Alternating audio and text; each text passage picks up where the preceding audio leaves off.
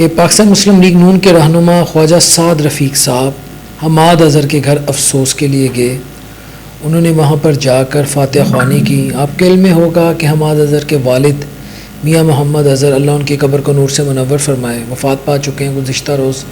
तो आज ख्वाजा साद रफ़ीक उनके घर में गए, वहाँ फातिहा ख़्वानी की और ये मैसेज दिया कि पॉलिटिकल डिफरेंसेस होने के बावजूद हम सब इंसान हैं, उससे पहले मुसलमान हैं, पाकिस्तानी हैं, तो हमें एक दूसरे के दुख सुख में एटलीस्ट शरीक ज़रूर होना चाहिए। बिलखुसूस अगर आप खुशी में ना भी शरीक हों तो दुख में ज़रूर शरीक हों। तो ये एक अच्छी रवायत है।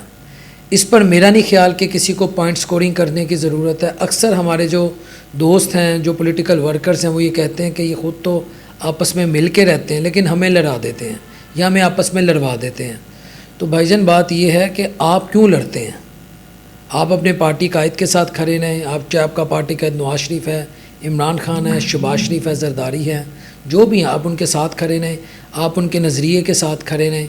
आप किसी खातून टिकटॉकर के पीछे लगकर कोई फ़जूल किस्म की गुफ्तगू या लच्छेदार तकरीर मत करें, ठीक है। आप आम पाकिस्तानी के जो मसाइल हैं आप उस पर एक नज़रिया रखें और स्टैंड ले लें और यकीन मुहकम के साथ खड़े हो जाएँ।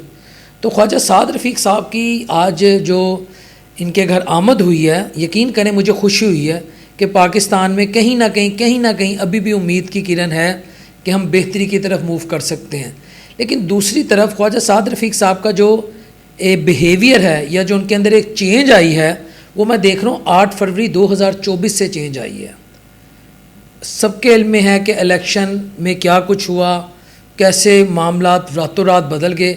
ये अपॉर्चुनिटी गालिबन ख्वाजा साद रफ़ीक साहब भी उठा सकते थे, लेकिन एटलीस्ट उन्होंने ग्रेस दिखाई और उन्होंने अपनी शिकस्त तस्लीम की। ख्वाजा साद रफ़ीक की जीत का मतलब ये था कि उनको मिनिस्ट्री मिलनी थी, खाली उन्होंने एक MNA नहीं बनना था, उनको बाकायदा मौजूदा कैबिनेट में मिनिस्ट्री मिलनी थी।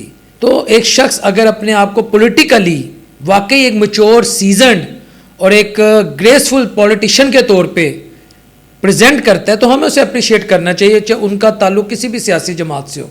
हत्ता कि मैंने एक प्रोग्राम किया था आज से तकरीबन 2 साल पहले, जिसमें एक स्कूल की प्रिंसिपल थी, रेलवे स्कूल था गालिबन। तो उस वक्त ख्वाजा साहब जो थे वो रेलवे को लीड कर रहे थे, जब मेरा ख्याल है PDM पार्ट 1 थी, अगर मुझे जितना भी याद है। तो उसमें वो खातून काफ़ी उन्होंने अपने मसाइल डिस्कस किए थे। तो ख्वाजा साहब ने मुझे भी कहा था कि तुम गलत बयानी कर रहे हो, तुम झूठ बोल रहे हो। मैसेज आया था तो मैंने ख्वाजा साहब को कहा था कि ख्वाजा साहब अगर ये गलत बयानी है या ये झूठ है तो मैं आपका मुजरिम हूँ। तो उसके बावजूद मैं ख्वाजा साहब को आज सैल्यूट पेश करता हूँ। ये अच्छी रवायत है।